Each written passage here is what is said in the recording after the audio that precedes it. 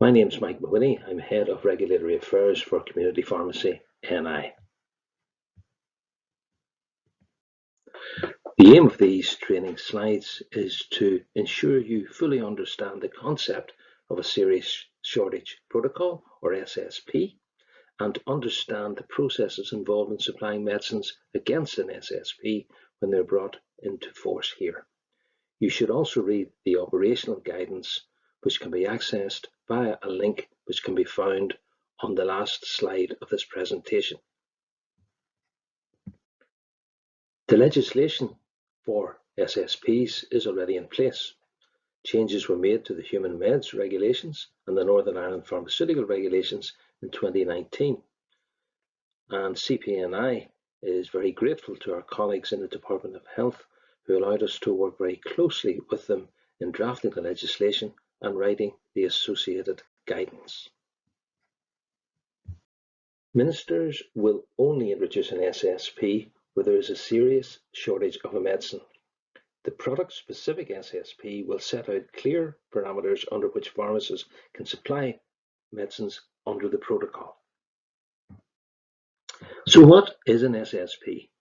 Well, in essence, if a pharmacist is presented with a prescription for a medicine which is the subject of that specific SSP, the pharmacist is allowed to supply a medicine other than that requested on the prescription, but within very strict limits articulated within the protocol itself.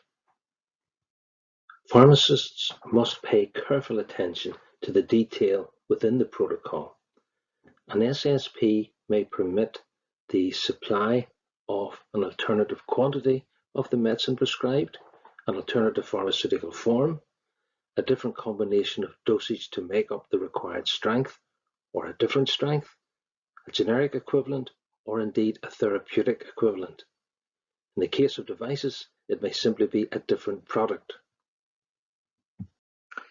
It is very important that contractors and pharmacists are made aware promptly of the issue of an SSP or the amendment of an existing SSP. There are a number of mechanisms by which pharmacists will be notified, including notification through the BSO website at the link below, a notification through emails forwarded by ourselves at CPNI, the board, and the Department of Health. It is also expected that information on SSPs will appear within trade journals, for example, Chemist and Druggist or the Pharmaceutical Journal. When a pharmacist makes a supply under an SSP, it is the pharmacist that is making the decision to treat rather than the prescriber. This is very similar to making a supply against a patient group direction. The supply is the professional responsibility of the pharmacist under whose supervision it takes place. It is important to remember that it is not mandatory for a pharmacist to supply against an SSP. Pharmacists need to review the criteria set out in the protocol and use their professional judgment to consider whether supplying in accordance with the SSP is reasonable and appropriate. So what does a pharmacist need to consider before supplying under an SSP? The prescription must be for a medication named in the SSP, and the prescription must be valid and in date. The patient or their parent guardian or their carer must consent to the patient receiving the medicine supplied under the SSP.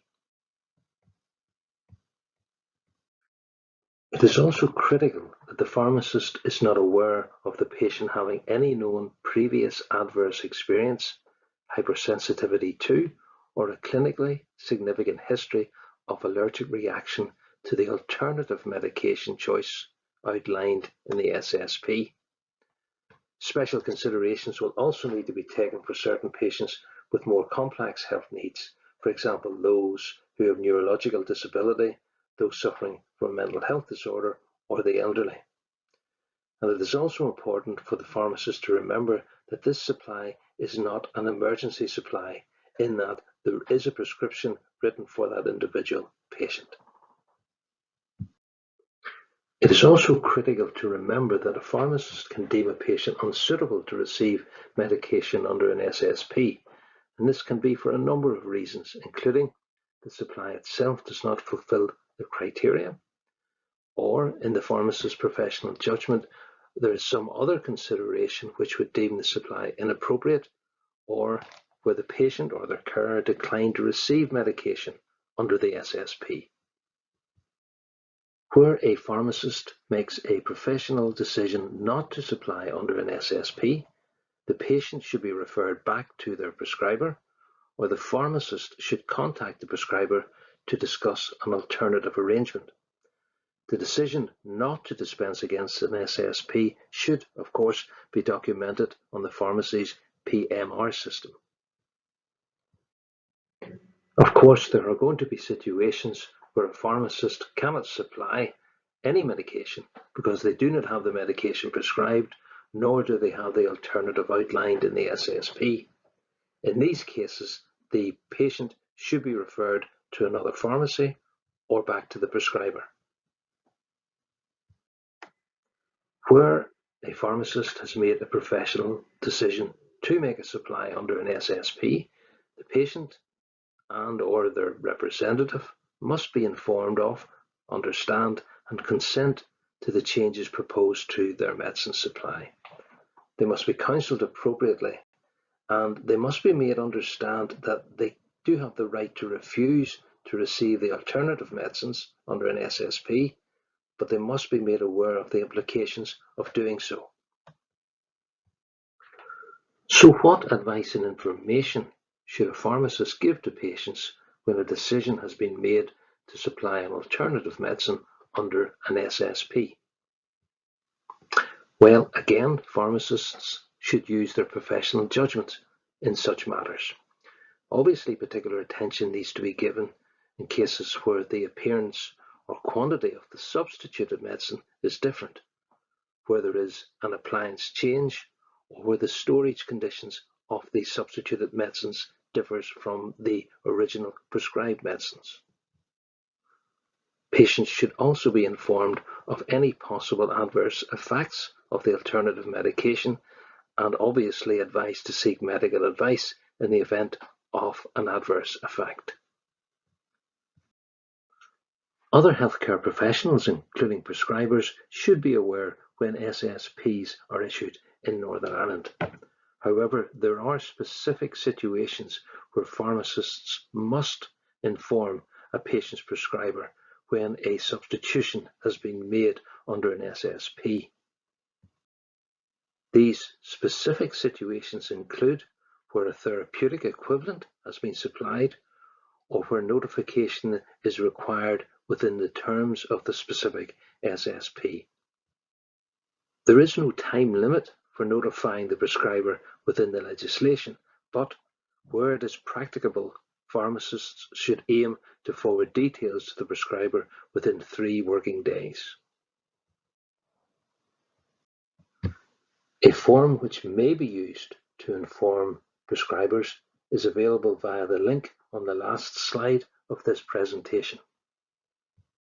Normally, where a different quantity, an alternative pharmaceutical form, an alternative strength, or a generic equivalent is provided, it will not be necessary that the patient's prescriber is informed routinely. However, do remember, it may be a requirement of a particular SSP that prescribers should be informed of any patients that receive supply under it. Where a medicine is supplied under an SSP, it should be labelled with the normal dispensing label.